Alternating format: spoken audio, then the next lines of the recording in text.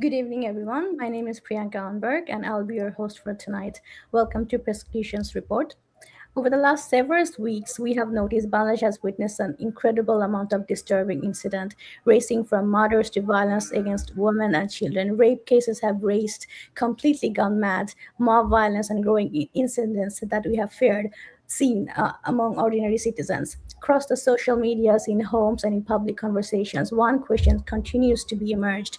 Is the state protesting our people, or is the state simply enabling the violence? Hence, why tonight's topic: when the state enables violence, death, rape, and the silence of the regime. Our discussion this evening will not be any political slogan or any political agenda. It is about accountability, governance, justice, and the future directions of Bangladesh. Why are citizens increasingly feeling unsafe? Why does public confidence in institutions appearing to be weakening? And what kind of leadership and political culture does Bangladesh need going forward?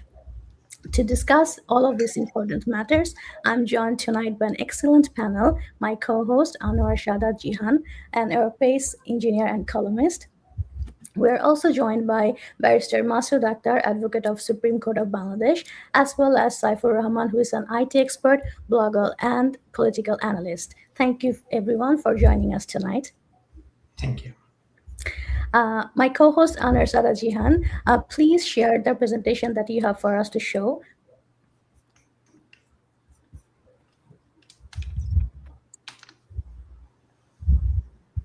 Thank you.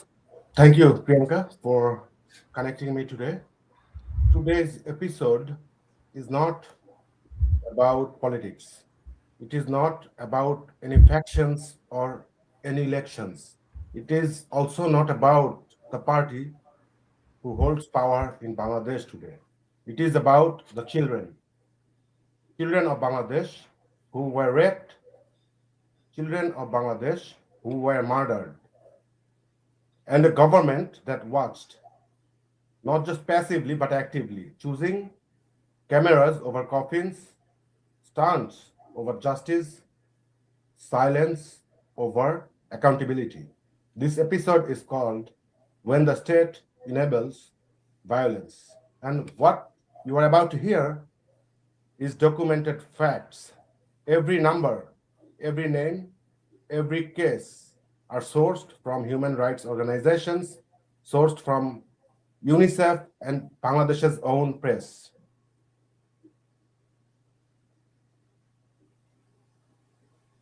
Let me begin with numbers, as I am fond of numbers. So you can see 118 children raped. This is the number of children that were raped in the first 4 months in 2026.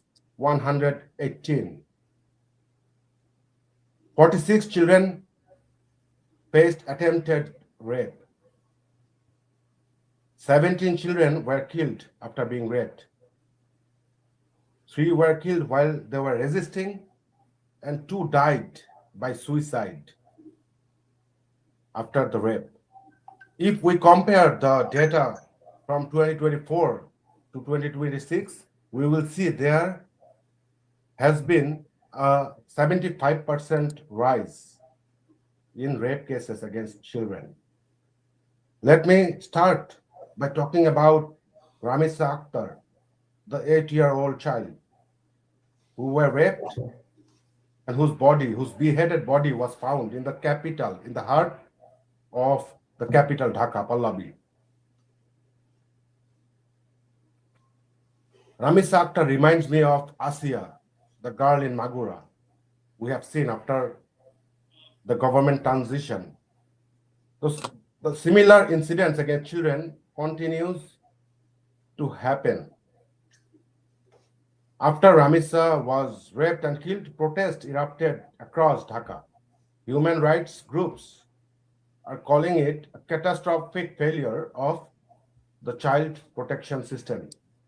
And they are right. They're right because these are not only our talking points, these are not from any fringe media outlet or opposition pamphlet. These are news from Bangladesh's prominent mainstream media, the Daily Star, New SBD, Dhaka Tribune. When the mainstream media of Bangladesh calls something a crisis, this is the country speaking. This is not your opposition or political talking point speaking. In recent days, a couple days back, on 22nd May, UNICEF, the United Nations Children Fund, expressed grave concern and issued a statement. I'm quoting directly Rana Flowers, the UNICEF representative of Bangladesh. UNICEF is deeply shocked and saddened by the recent brutal violence against children reported across Bangladesh, including the rape and killing of girls and boys in settings where they should have been safe.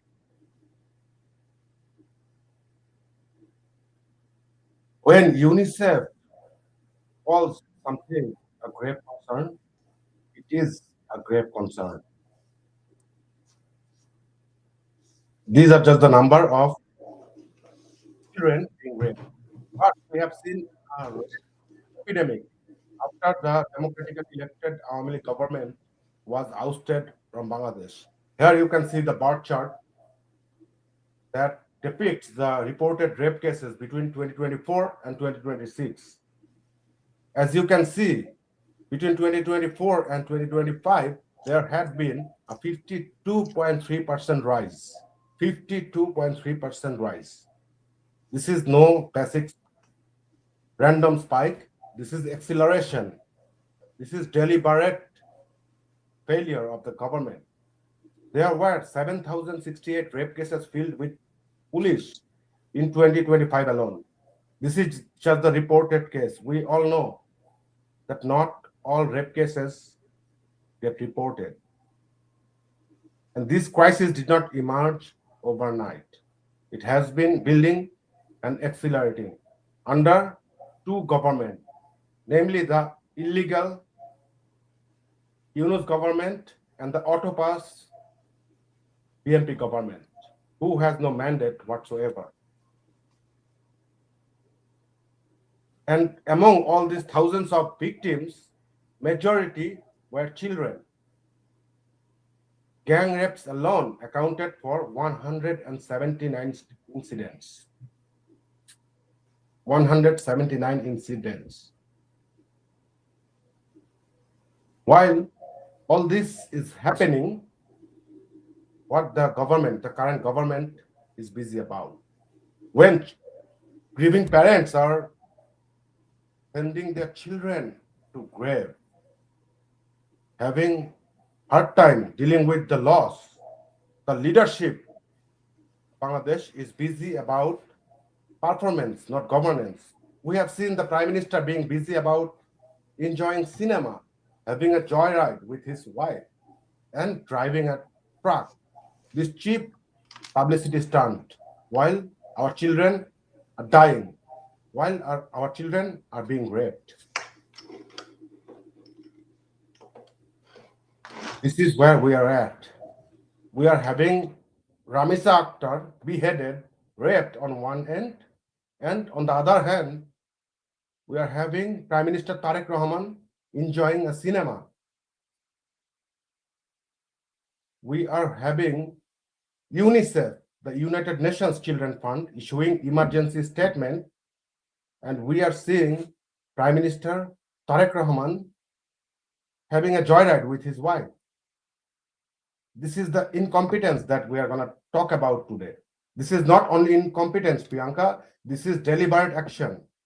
This is deliberate failure of the government.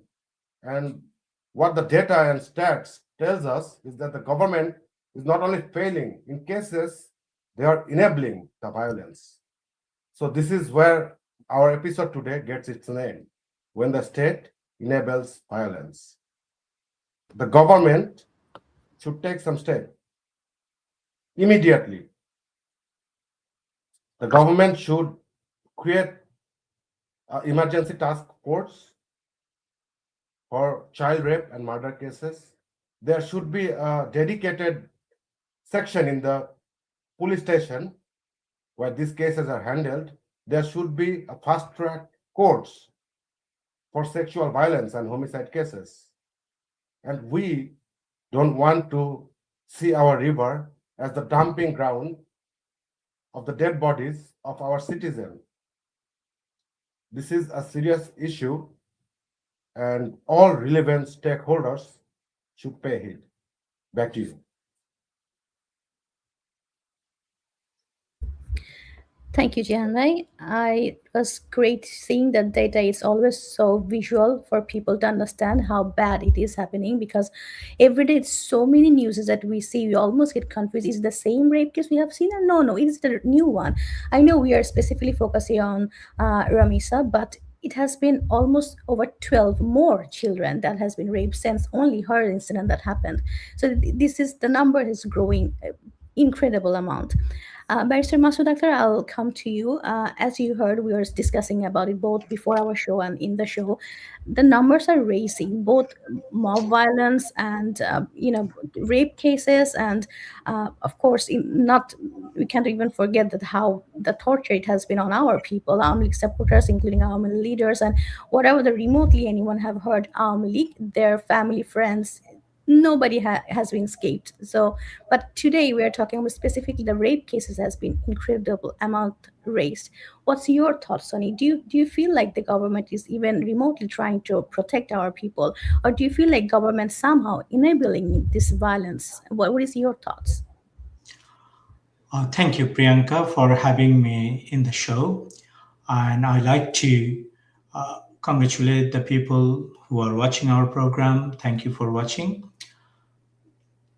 I should start with a unfortunate scenario. Obviously, the issue we are going to discuss today is very unpleasant for all of us. But we need to ask this question to ourselves. When the interim government of Dr. Yunus and portion of people of our society made Usman Hadi a national hero who publicly advocated, provided slogans, encouraged people to perform mutilation of female genitalia. In these unfortunate circumstances, what do you expect? When the state, when the head of the state, Dr. Muhammad Yunus, was promoting this kind of vulgarism in our society, where were we? We, the people, needs to take responsibility as well. We have responsibility. In our home, we have children, boys, girls. In Bangladesh, this is an unfortunate circumstances. Today, our boys are not safe even. Forget about the girls.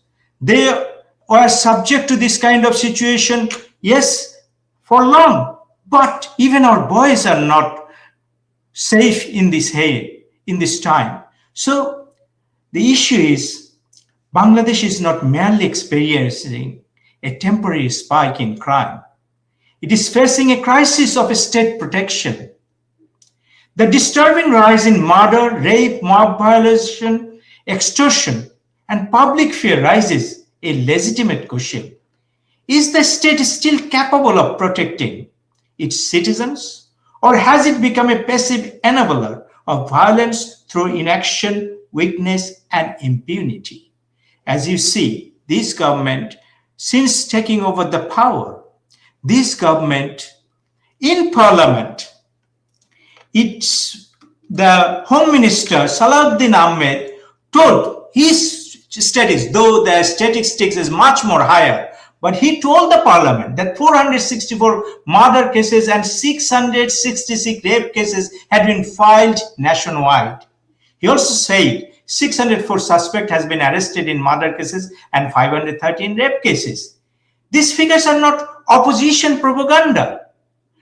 They are officially parliamentary figures from the government itself. So you can see government is acknowledging how endemic the current scenario is. You see, Mr. Jihan has shown the data, how it has spiked since the 5th of August 2024, since the takeover by the mob, by the terrorist people. They have now, it looks like they are copying a pattern. The pattern, what was copied in ISIS Syria, what was copied in 1971. Women are the most victim in these circumstances because Dr. Yunus brought in the Islamist, brought in the terrorist in the government. And now you can see people are now putting up banners or placards saying there is a madrasa in front of you, please be careful. This is the circumstances. Why it has happened? Because these people got the impunity, got the support from the state. When a state supports, you become a monster. That's what we see. The monsters are unleashed in our street. They are roaming and ruling our street. Though there is a hope, that is, though this controversial election brought in a political government, which was unfortunately the international government, international authorities, international bodies failed to stop this illegal election. But what it has brought in, a puppet government, which is just a continuation of Dr. Yunus's government, is still the policies of Tariq Rahman's government are prepared, are created in Yunus Center. That is the reality. Still, we have a report that is there was a top secret meeting between Dr. Yunus and Prime Minister Tariq Rahman. If these are true, it creates the alarm bell for the citizen of this country. Where will you go when the head of a state, as Mr. Jian rightly said, busy with showing his skills, how he can drive a truck or how to take your family to a cinema? Well, these are very good notions sometimes we see in the Western countries. But our country is now facing is existential issues. The women of the country, the children of the country, are now so vulnerable because when the member of parliament, when the prime minister, when the people of authority, police, military, when they actually intervene, then it will go down. But what they're doing, they're encouraging, they're doing the opposite things. You see, these things are not isolated. What you see, the case of rape of 8-year-old girl Ramisa Akhtar in Pallavi, Dhaka has outraged people. But this is not happening just, it's not an isolated event. As we speak, you can see in the social media, in the news, that is, people are even today, I've seen in a video, this one 6-year-old girl went to a mosque with the food for the imam, and he tried to rape her. This is the unfortunate dire situation of our country. And you see, in April 2026, ISHR reports that is 49 recorded incidents of mob violence in April alone, and 21 deaths and 49 injuries. Do you think the state is functioning? Do you think is there any states at this stage? Sorry. So this is the unfortunate circumstances that we are going through in our country. And government, the Minister for Home Affairs, the Foreign Minister, the law ministers, everybody is showing utter disregard to this burning issue that our country is facing. Our children, can you imagine? You cannot let your child go outside your home. That is the circumstances of Bangladesh. If this continues, will we exist as a civilized nation? Dr. Yunus brought this country was not like this. Yes, crime was there. Every country, as a criminal lawyer in UK, I understand that is criminality will be always there in a society. But the way it is in Bangladesh, this is in a phenomenal circumstances, and it looks like there is no state and there is no government, and by taking, when the terrorist group has taken over the country, they are using this, like these women, children, even the young boys as some kind of trophy for them. and they can abuse them any way they like because they know a state will not prosecute them. Again, Prime Minister Tariq Rahman is saying this is the problem. Problem is what is happening. He says that is we will punish this perpetrator of Ramisa as rape and killing within 1 month. You will, but that means you will not go allow this through the proper justice system.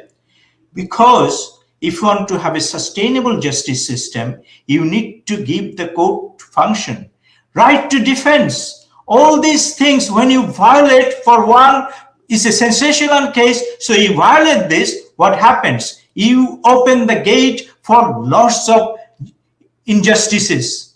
That's what is happening in Bangladesh. And I believe if this continues, the people will rise in such a way that is our state may collapse totally. Thank you. Thank you.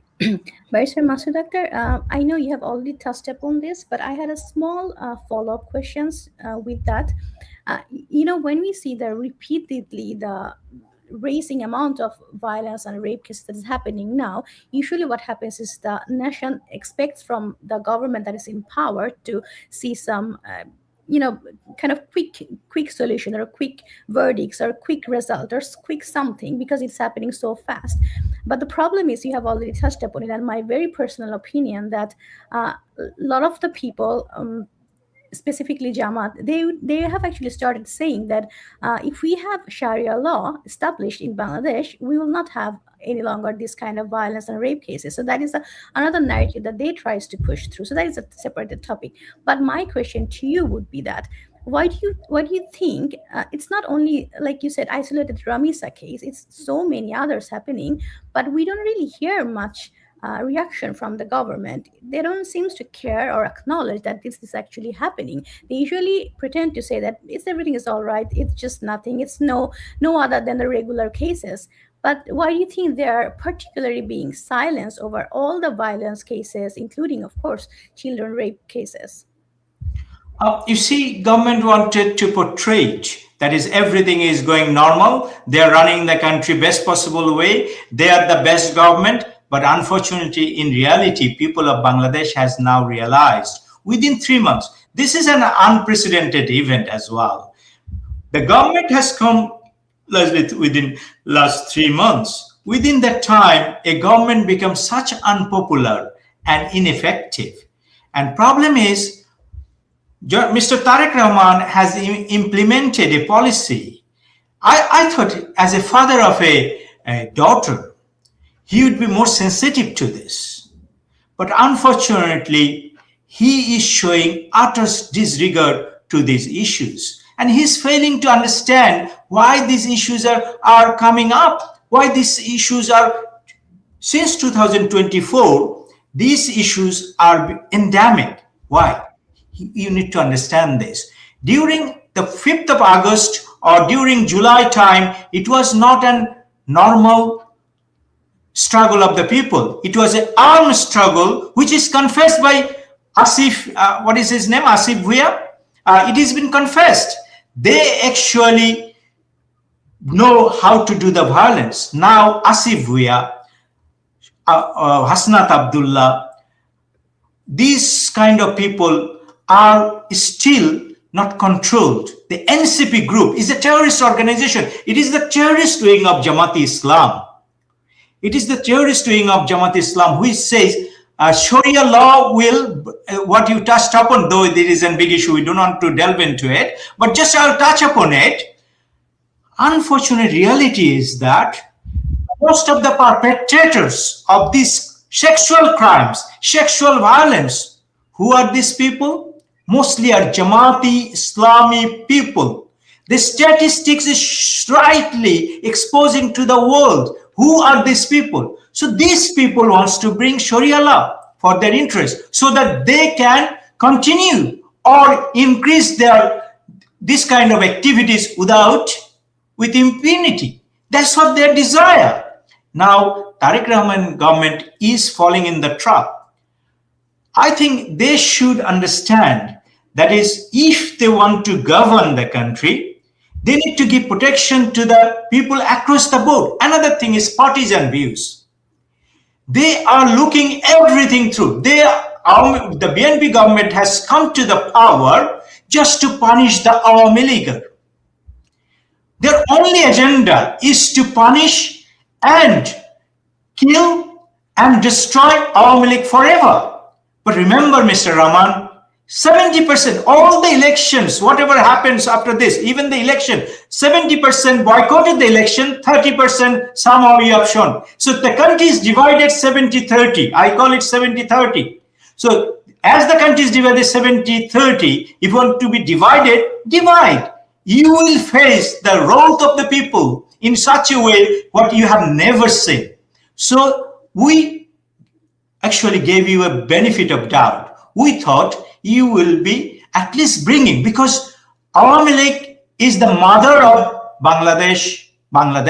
So Awami League doesn't want the Bangladesh fall into crisis of such extent it become an ISIS-run country. So Awami League doesn't want that. So even our arch enemy, Mr. Tariq Rahman, who wanted to kill our interim leadership, we wanted to give the benefit of doubt so that the people of the country suffering lessen. But unfortunately, Tariq Rahman, in continuation of Dr. Yunus, came to the power with the vengeance. They are full of, their heart is full of revenge. So when you want to take revenge, you cannot provide justice for all. So the whole country is happening when the Jamaat is more into rape, BNP more into killing, and all this violence. What do you expect? So they need to come out from this, and actually people of the country now need to understand what they have landed with. So they need to take necessary actions to remove these people, those who cannot govern the country legally, and they're violating all international laws in every extent and every space. They are killing our people. So in these circumstances, I would say that is people should make these things in a way so that we don't go into this. Thank you. Thank you. Thank you so much. The next question I will come to, I'll come to Saifur Rahman. As we are discussing a very specific case of 8-year-old Ramis Akhtar, we already know she was raped, murdered, in fact beheaded, which has completely shocked the nation. And but we have also seen, it's not like we said isolated case. We have seen both women has been harassed, raped. In fact, we have seen wives has been raped in front of the husbands, in front of their parents, in front of their children. Why do you think it's almost starting to feeling like the secondary responsible to the government? Why do you think they're not really trying to even cover it up? They are not even trying to say that we are trying our best. Why do you think it's happening? Thank you, Priyanka, for inviting me today. Definitely, it's very heartbreaking what happened to Ramisa Akhtar in Pallavi. Alongside a documented rise in gender-based and a child-directed violence has profoundly shaken Bangladesh. It has ignited intense domestic debate over whether the safety of women and children has been sidelined amid the country's massive political transition. To understand why this crisis feels so acute right now, it helps to look at the intersection of a fragile security environment, structural judicial failures, and shifting social dynamics following the 2024 political uprising. In just last 16 months, it has been reported by HRSS that 580 children have been raped and 483 have been killed.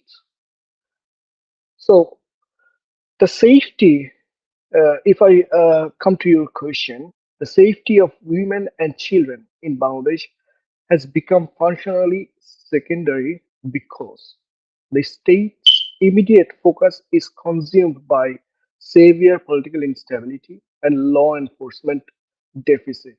The crisis is actually driven by, in my opinion, three main factors. Number one, sidelined law enforcement. Uh, with police forces understaffed, we know lots of police men have been killed in 2024. Demoralized and preoccupied with political stability and crowd control, routine community safety has just collapsed, creating a vacuum of impunity for criminals. When policemen are killed by some criminals and they are given impunity, it's very obvious that police force will not be able to act properly, right? The second factor is the current paralyzed judicial system. Like deep-seated judicial delays and low conviction rate have worsened, leaving families of victims with little faith in swift justice. We have seen how systematically the judiciary has been occupied by creating mobs in 2024, how they made the justices to resign forcefully right after 5th of August in the year. And finally, what I think, the shifting political priorities, like now what happened as political factions vie for power ahead of transitionary milestone, robust advocacy for women's rights is frequently deprioritized or compromised to appease conservative voting bloc. We have seen, like since 5th August, we have seen that how the government of Dr. Yunus has enabled and empowered the conservative and extremist parties. And now the current government is continuing the same thing. So while the leadership may not explicitly call it a minor issue, the operation reality is that systematic violence against women and children is being overshadowed by a chaotic political transition. And I feel personally, after observing and seeing all those news, current government is failing failing to ensure the security of our women and especially these children. Thank you, Priyanka. Over to you. Thank you. Thank you, Bhaiya. My next question actually will go to my co-host, Jihan Bhaiya, to you. We have talked about it both before the show and while we are having this show. It feels like it almost becomes more prominent and more apparent whenever we have seen or can recall Jamaat and the BNP aligned parties has been in power.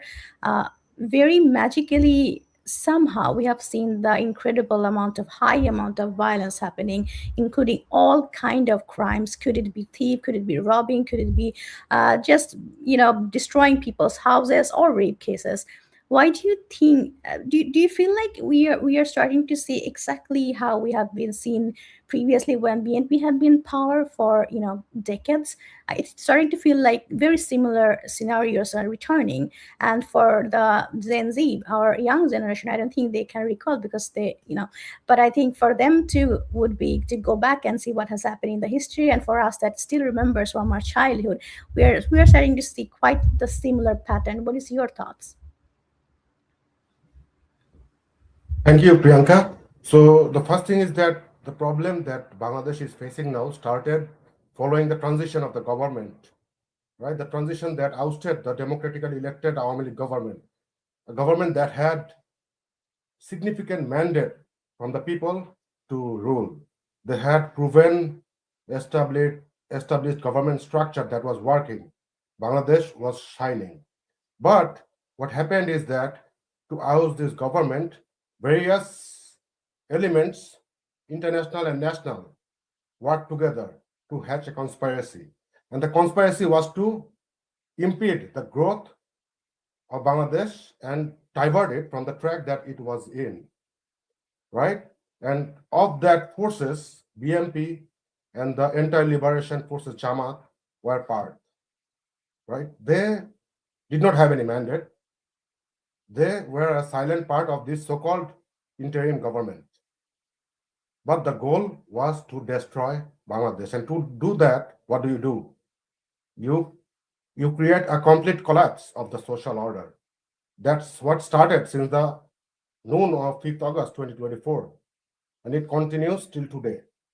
Then, to give all these conspiracies a legal name, they arranged a fake sham election through which BMP came to power.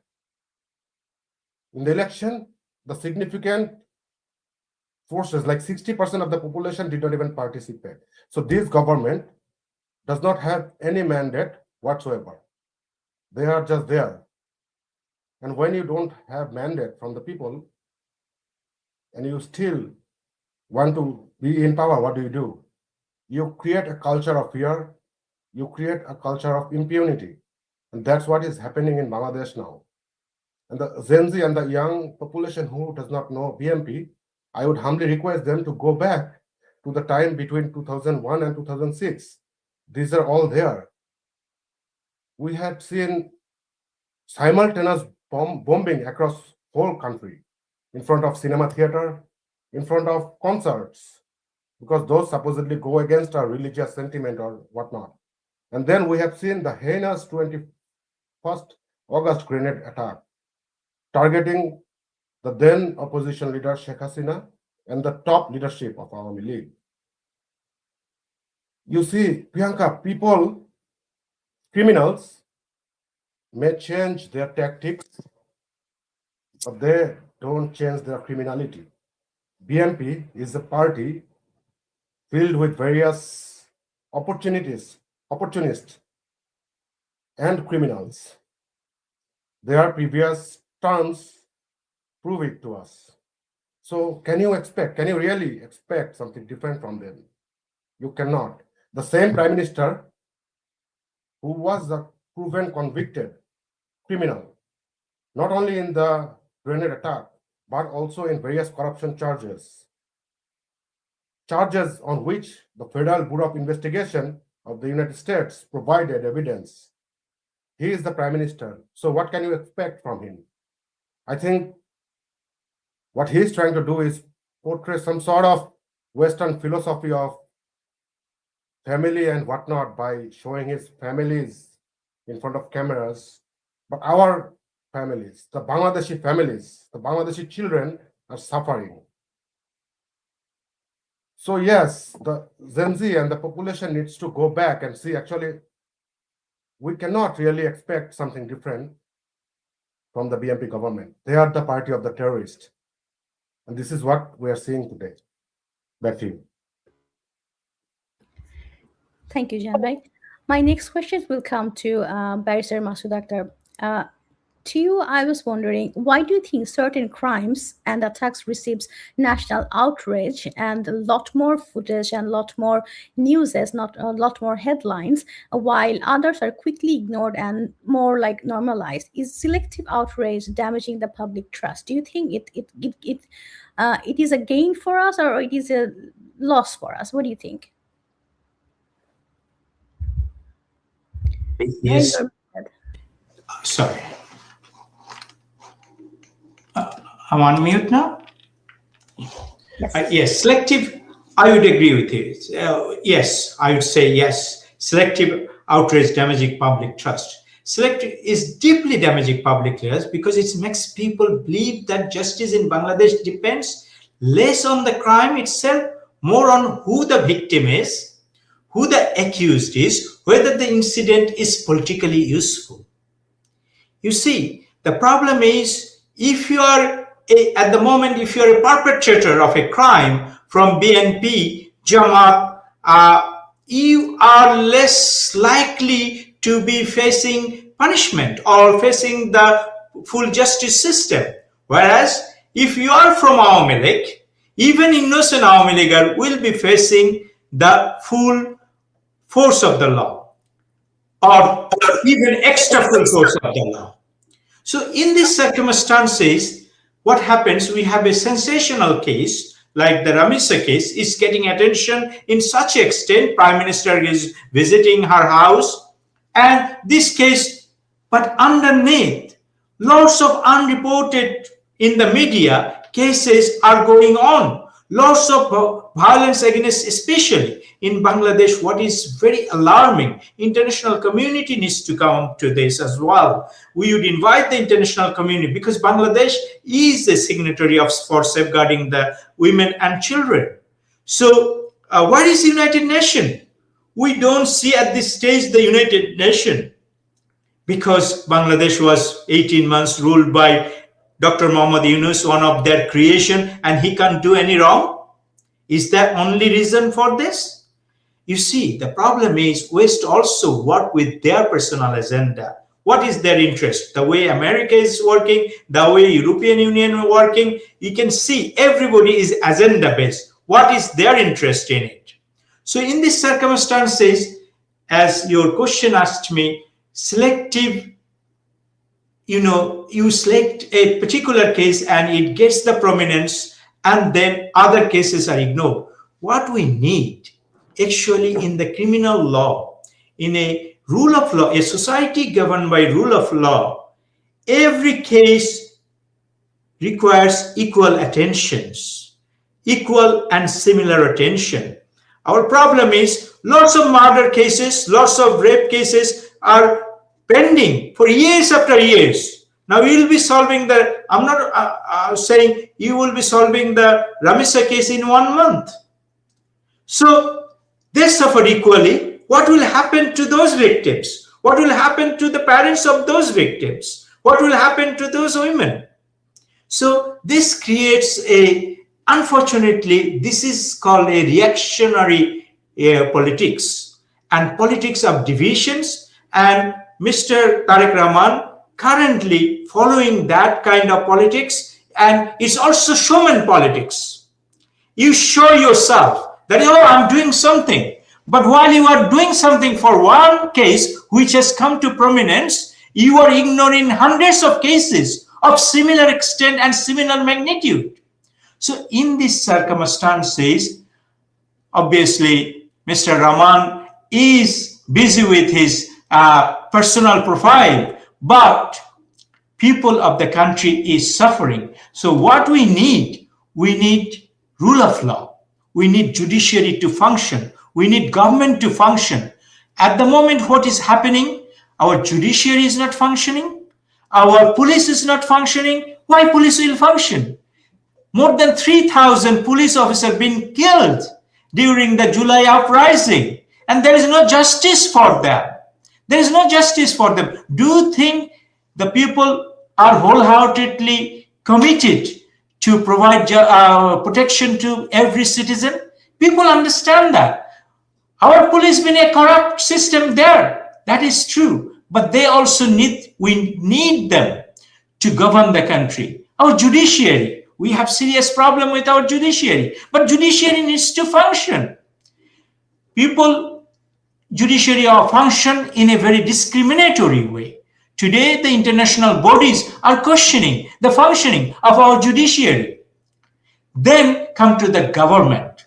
If the government policy, we have seen the current Minister for Home Affairs, in Bengali we call Swarashtra Mantri, Mr. Salahuddin Ahmed, going to a police station, instructing the police OC, officer in charge of the police station, if somebody comes from BNP background, treat him differently. What do you think? This is jungle's law. This should be condemned.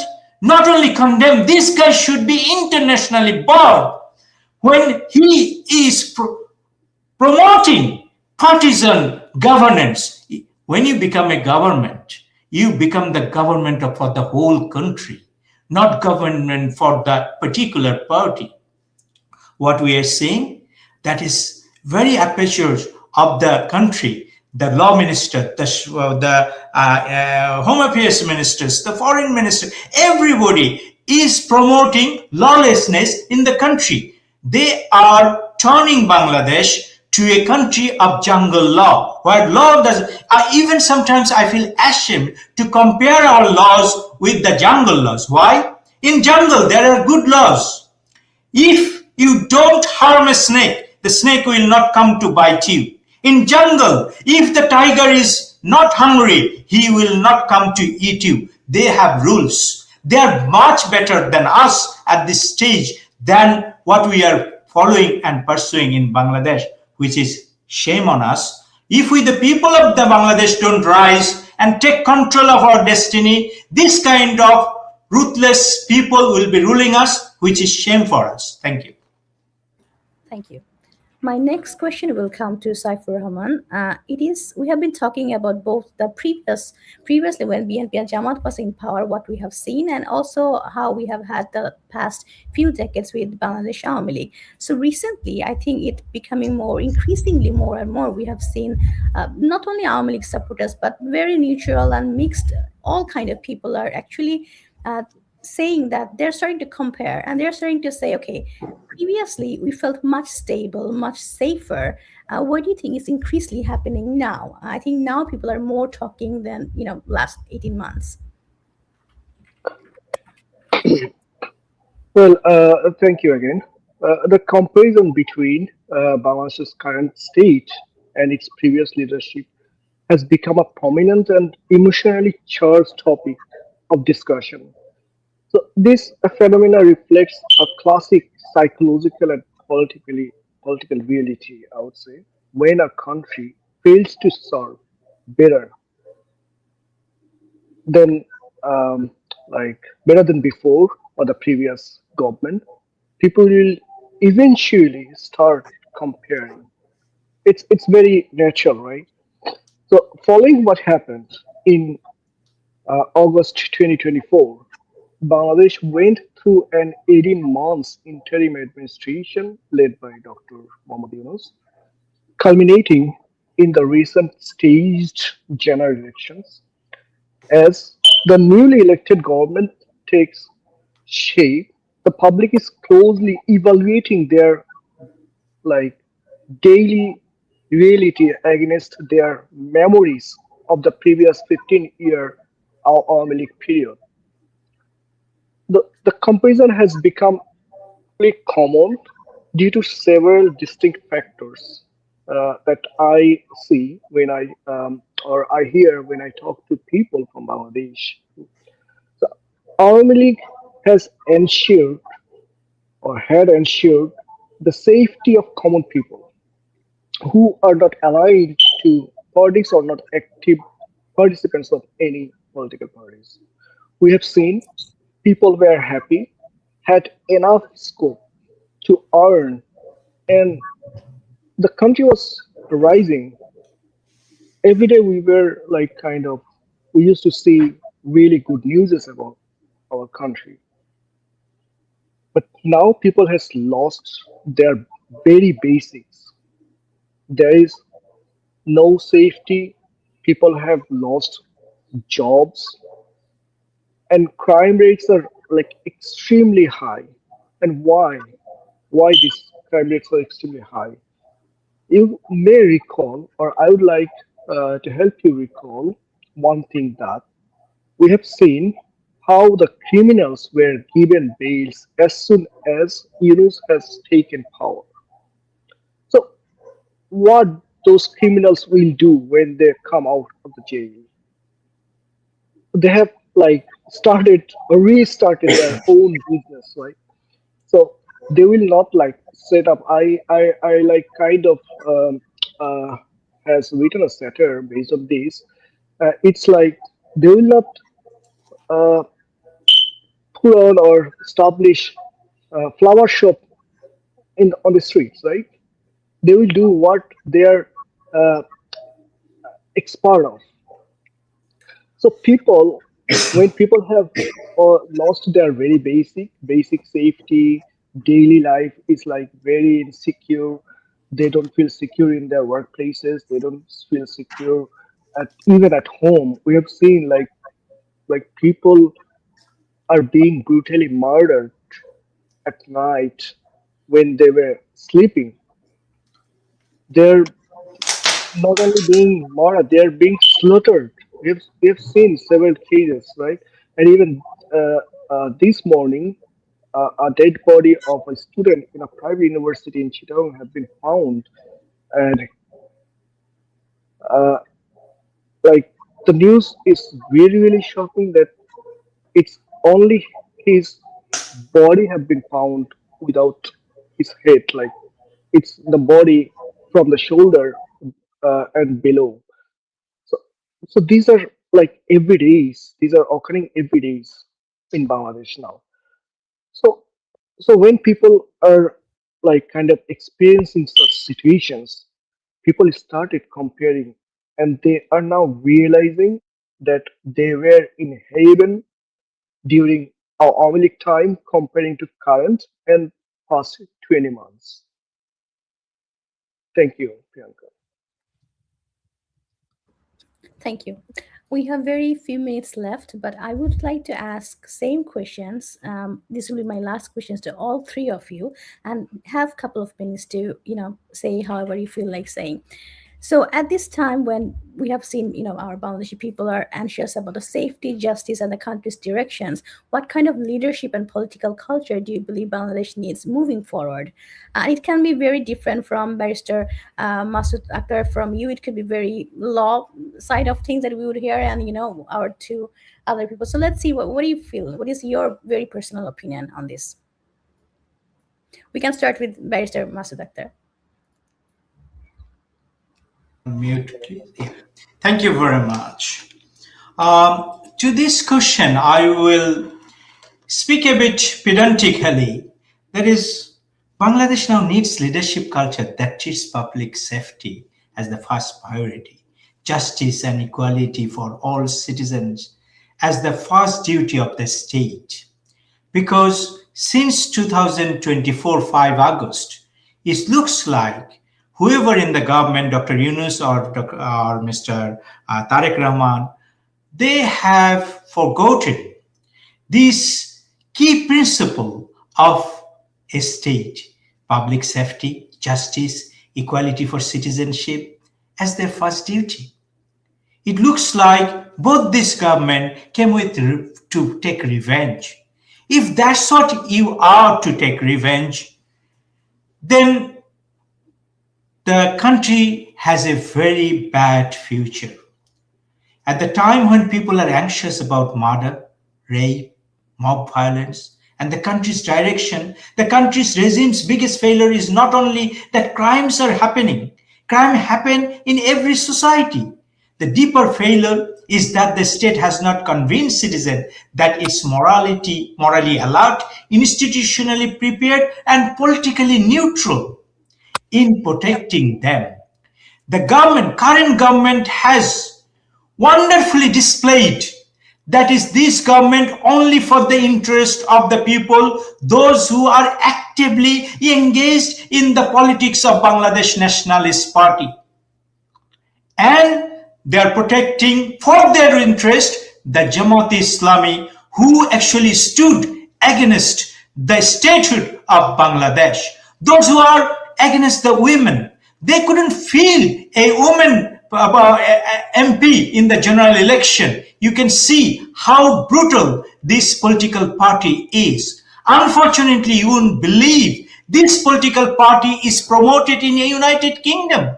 When United Kingdom wants to ask about the political Islam, they go to their Jamaat Islamist Pandit, Barrister Rajak, who is deceased now.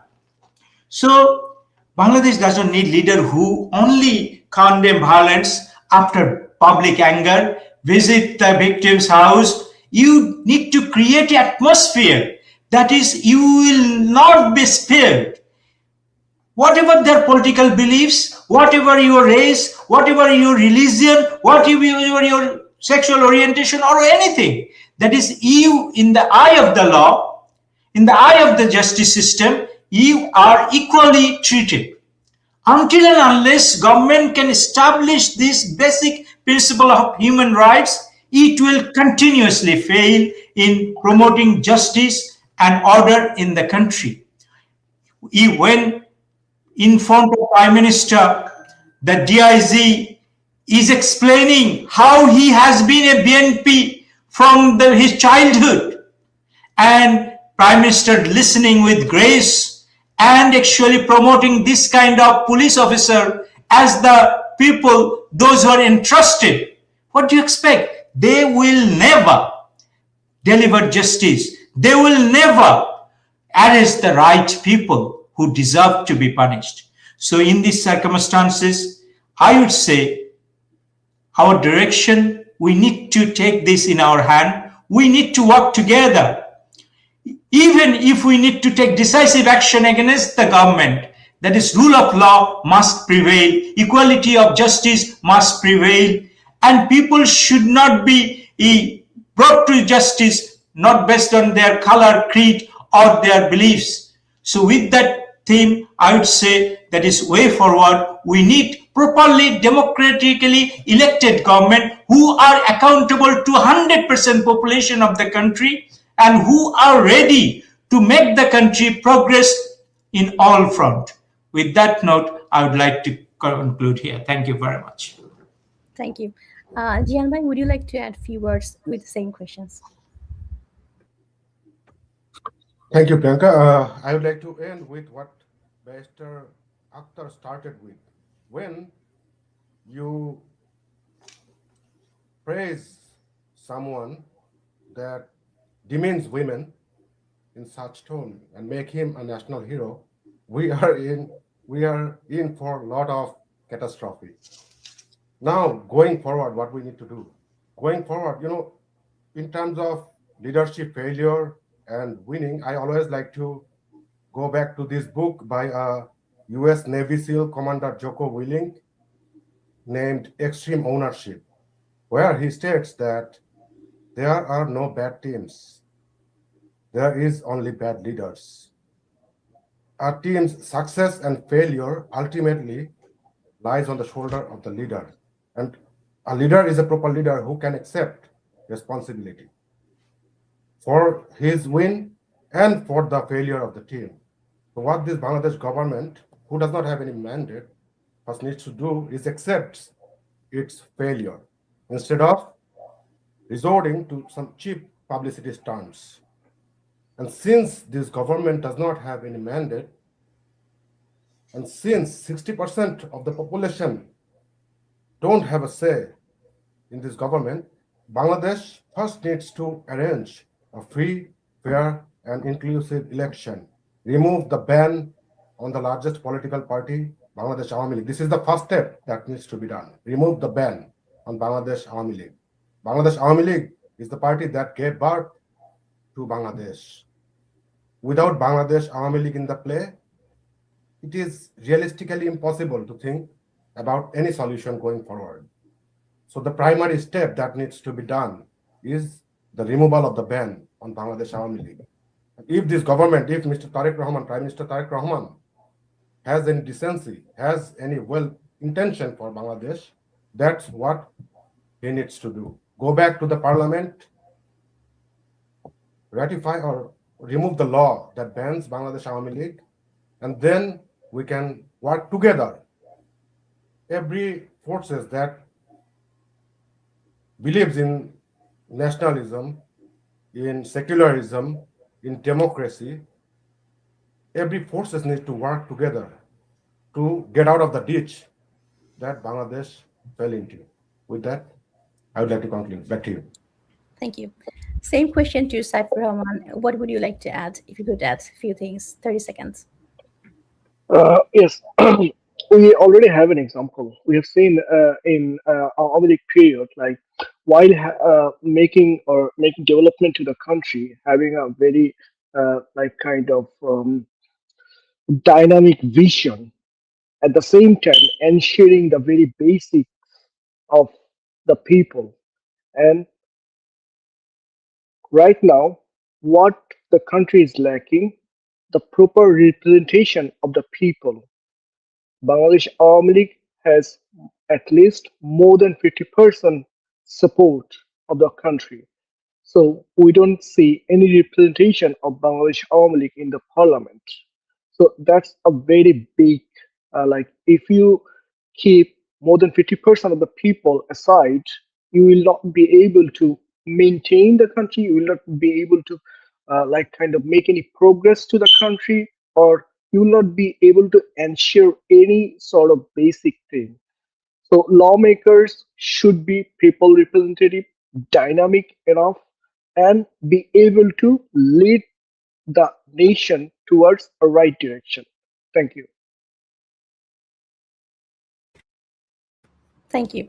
Tonight's discussion was not about politics, it was about safety, dignity, and future of Bangladesh. When people begin to fear violence more than they trust the institutions, the nation must ask difficult questions, which we have this evening. Thanks to all our guests and co-hosts. Thanks to our audience and viewers that has been here and listening. And our hope is to that you have found something new way to think of, and some new ways to raise your voice. So please raise your voice. Learn. Don't just believe us, find your way to verify our information, validate it, read through it, read the history, and please just have your open eyes and keep raising the voice however you can, wherever you are. Thanks to everyone. Joy Bangla. Have a good night.